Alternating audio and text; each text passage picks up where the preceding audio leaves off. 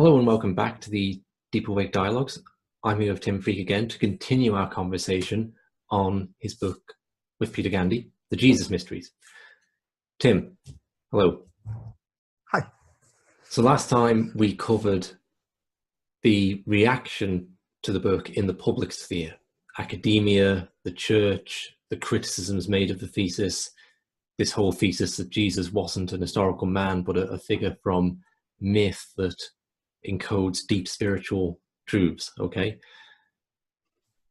leaving that behind now, I really want to ask you about the reaction and effect the book had on people on a more personal level. So I know that you received an immense amount of correspondence, as well as people turning up to your workshops and seminars for years and years and years afterwards, because they'd been influenced by the book and this revolutionary view of Jesus Christ. So yeah, I mean, it's still, I get it. It's 20 years on. I think that was really rewarding, really worth all the effort, because for a lot of people, it set them free.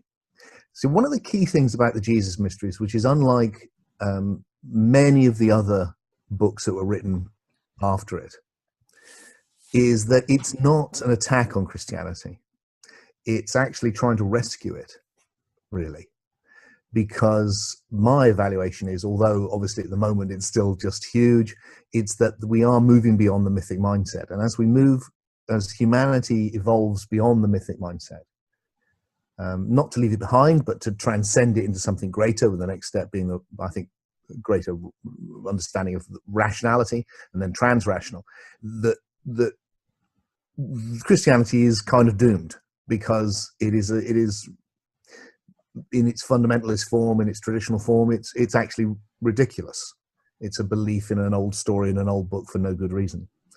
And although all the good reason that people have is their actual spiritual encounters with Jesus. It's the thing which makes them go, oh, I'm in touch with the numinous, and it appears to me as Jesus. So with the Jesus Mysteries, what we're really doing is going, look, all of that is Gnostic. All of that personal transformation, that's what Gnosticism's about. I mean, I was sitting just 2 or 3 days ago with 2 lovely old gentlemen who come to my door, who are Jehovah's Witnesses, and I sit and speak to them, and they're great. They've read the Jesus Mysteries, and they reply about the points, and it's astonishing. They're wonderful. And they come and we talk. And one of the things I said to them, and I often say it, is, look, if you can get this, look, everyone has their own Jesus. It's what Albert Schweitzer said, that he called it the deep well effect. It's like looking down a deep well, and what you see looking back is yourself. And it's unmissable. So when I had an historical Jesus, which I did most of my life, I loved him. He was great, and he was a reflection of my own greatest aspiration. So if you go to a Quaker, you get a nice pacifist Jesus. If you go to a Buddhist, then Jesus really, I think, is a Buddha. He's a realized, if you go to an Indian, a Hindu, it's like, well, he's an avatar of Vishnu. You go to a Muslim, he's like Muhammad. He's a prophet. Everyone's got their own Jesus, and it reflects right down to the Quaker with their pacifist Jesus, to a fundamentalist with a fire and brimstone Jesus who's going to gnashing of teeth and all. And what we have to face, what people who have a literal Jesus have to face, is that if there was a real Jesus, he probably wasn't their Jesus. He was probably a Jesus. He could well be a Jesus they don't even like at all, because not everybody can be right. And so the chances of you being right or me being right are very, very, very, very small, because it's all who knows. Once you get that, you realize that actually it's literalism which is actually quite soul-destroying. And what is wonderful is when you go, oh, this is the whole point. Everyone should have their own Jesus, because he's a mythic representative of the self, as Carl Jung said. So that's my own deepest, my daemon, my genius, my deep self being represented to me. And that's a doorway through which through this image of this beautiful transcendent person who is also God, I can go to the mystery. So unlike other books, this book was not against Christianity. It was dedicated to the Christ in you. And therefore, I think people responded by being set free. Sure, because I see like some books in this area have been written by atheists who do position their work as an attack on to get rid of Christianity. Okay. Absolutely. When I've been to your groups, I've met people who have come along because they've been raised as cultural Christians or been involved in the church. They've left it because of it becomes unsatisfactory on a spiritual and philosophical level at some point. They've gone out to the East, metaphorically, if not literally, and then they wanted to reconnect with their cultural, spiritual roots, but with that gnosis, that knowledge there, and the Jesus mystery has opened that up for them. I've also met people who have been more heavily involved in the church, who have had a big fallout, sometimes over issues of sexuality, and they've wandered off in the world and not quite known what to do with themselves, and found the Jesus mysteries and this work. So what sort of stories have touched you from it, Tim, that if people Same. I mean, one of my favorites was just an email which just arrived. It just said, "Ding dong, the wicked witch is dead." And especially from America, there where it made quite a big splash, there was an awful lot of fundamentalists who came across the book, were obviously at the right moment to read it, and just went, "Oh my God." And there was two common themes. One was, I'm now reading this and this and this and this, whereas before I was just reading the same book over and over and over, which is itself a metaphor, I think. And, it's literally true, and it's a great metaphor. So there was this excitement. I've discovered this, and I've discovered this, and it opened up. And then at the end, very often this sadness going, but my family and friends don't talk to me anymore. And that's where you see the resistance to moving into a new place, because you question the community you're in. Now, I didn't have that. I wasn't in a fundamentalist family, so it wasn't a problem for me. But I really get that. So immense freedom. It sets you free. I mean, and the other thing about it is it redeems. Peter and I talked about it like psychoanalysis for the Western soul. There had been. First of all, we're moving on from Christianity, so we need to redeem it, understand it, see what was good in it, not just what was bad. And there's a lot of bad. It's, a lot of terrible things were done in the name of Christian religion, but a lot of good things too. And right at the heart, right in the center of it, there's this incredible doctrine of love. This idea that God is love, and that one should love others as yourself, and then even deeper, that you should love your enemies. This is a massively powerful, even shocking now, teaching, and one which we should be so pleased that forms the basis of our culture. And we need to be able to find a way to engage with it again. And also, just like I live in Glastonbury, we have the largest abbey in Europe. Just next door is Wells Cathedral, this magnificent cathedral. What the Jesus Mysteries thesis enables me to do is walk into the cathedral and go, wow, this is a beautiful monument to this great mythic outpouring of the soul, which created Christianity, and which I'm inheriting, and then I'm moving on with it. And I think it enables people to do that. So I saw immense excitement in people, and just being able to get just seeing how deep it is. Because when I rejected Christianity in my life, because it didn't answer my deep question, I've got to believe this old story, really? And so I went east. But then to come back to it and go, oh, this has real mystical depth to it. It was redeeming. Okay, so a couple of questions along those lines. First one being, when I listen to debates around the historical Jesus, okay, quite often they play out along the lines of, there's big discussion about the evidence and arguments over Tacitus and Josephus and what they said and where these comparisons are. And then at some point, someone will drop the question in about meaning. Okay, and what does it mean to you that Jesus was real? And the sense that comes up from the other side is, well, if it's all just a story, it seems to lose something. Okay, yes. And I totally get that if it was just a story. But a myth isn't just a story, right? It's how would you express that to someone who was maybe struggling at that point and feeling like history is more real? History really happened. History is physical. It's in the physical world, where a myth is just in the imagination. Well, first of all, one of the great themes of my recent work as a philosopher in emergent spirituality and soul story is like the imagination is the most emergent thing we have. It is in a sense the most real, not the least real. But also, we live in a time, because of the advance of a particular philosophy of science, which has taken hold in our culture, this objectivist view of the world, that truth is associated with fact.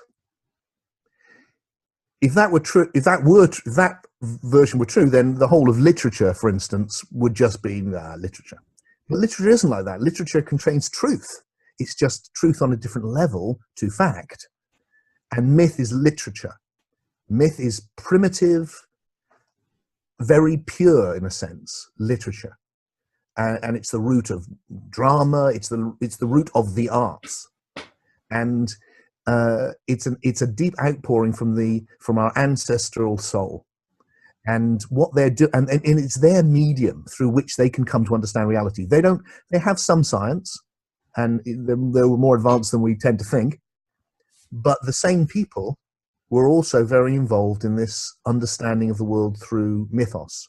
So they had logos and mythos, and they're both of value. So that when they're synthesizing these myths, like we talked about last time, taking this idea, that idea, building them in, that's what they did in the same way that today we might do it in Hollywood with The Matrix or something, which we'll take that idea from Asimov and we'll change it slightly and we'll add this. And at the end of it, what happens? You go and see a movie and you come out transformed.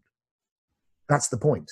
So in the ancient mysteries, Eleusis, which is probably the most famous initiation center ever, 1,000 years in Greece, the whole point was for everyone, from right to the top, the aristocrats, the philosophers, the military people, right the way down in society, go and have, not understand something, but have an experience, to experience some transformation. And that's what we get from literature. When some science, you'll read it and it's so brilliant it will transform your world. Most of it doesn't, because it's factual.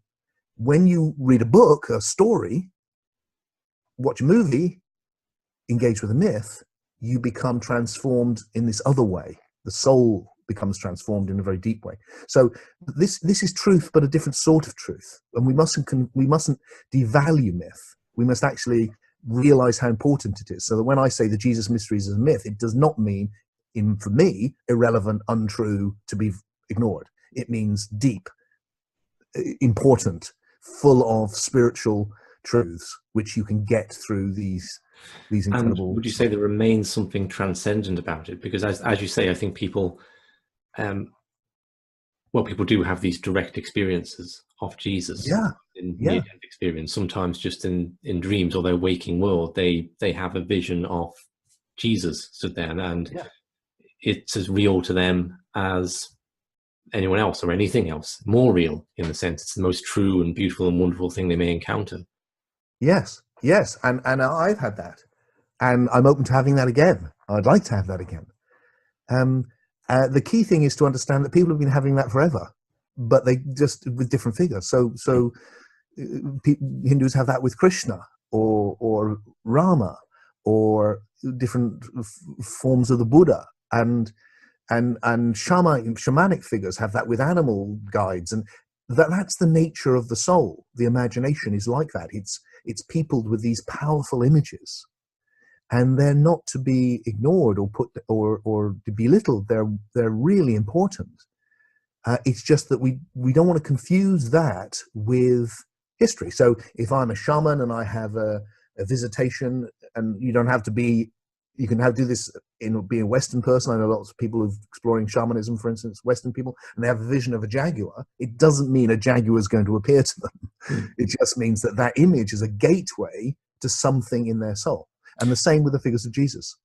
I just want to digress slightly, because I remember one fascinating story you told me about, a letter you received from somebody who believed that they were Jesus, right? And they'd read your book and it had alleviated them of that belief, because suddenly they'd understood the idea of their deep self being Jesus, but and had been able to make that distinction between the deep Christ in you self, which they were relating to, and the more superficial personal self, which really wasn't Jesus. Is that an accurate retelling of the story?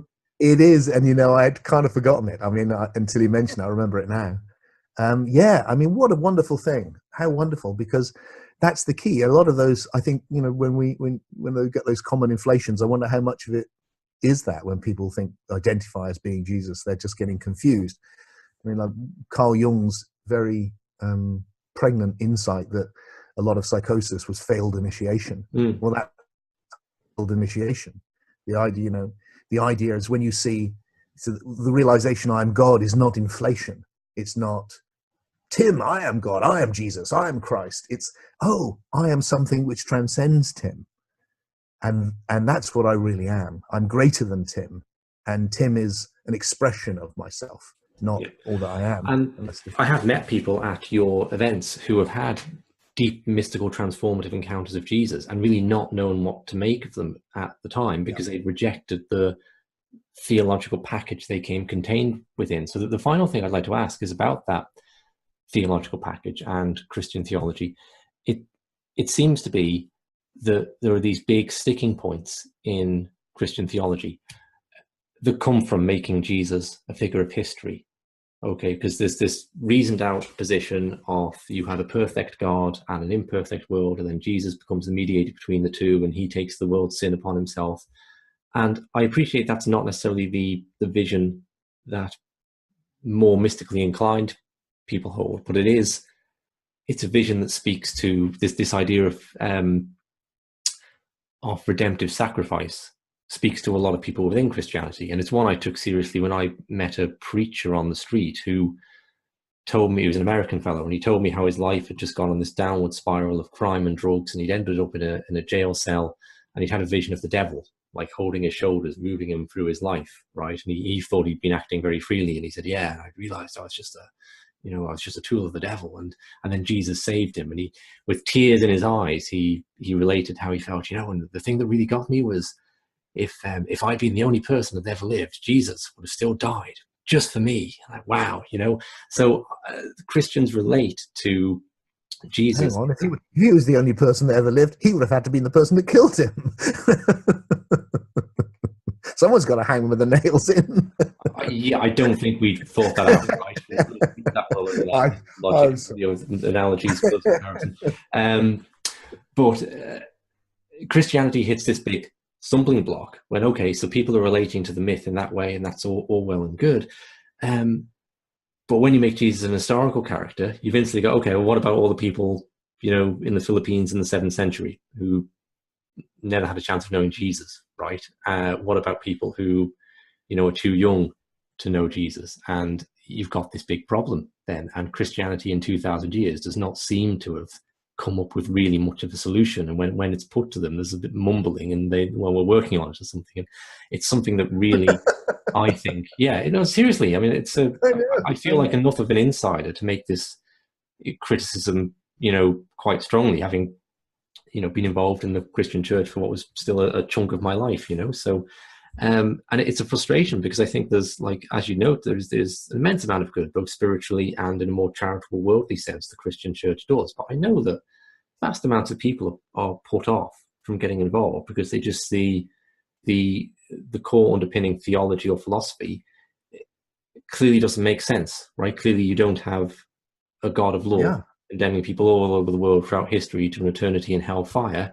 Yeah. And also when people are involved, I think it creates big psychological problems around this idea of not knowing Jesus and going to hell, because a lot of Christians feel they've got a granny or an uncle or a relative in some way who's by their own theology in hell. And it's a big problem. I remember sitting at the funeral of a dear friend of mine from university who died very young from AIDS, sitting with a congregation, and on the one side was all his Christian fundamentalist family, and the other side was all of his free-thinking university friends and loads of gay people, and this poor mum and dad were convinced that he was going to go to hell.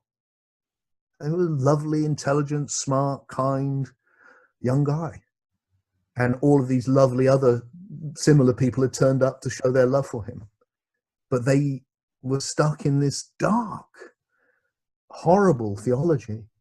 I think that the traditional Christian theology is like, I mean, I have this phrase, you've probably heard me use it a lot now, where it's like, there's on the surface, oh, that sounds great. And then what's the small print?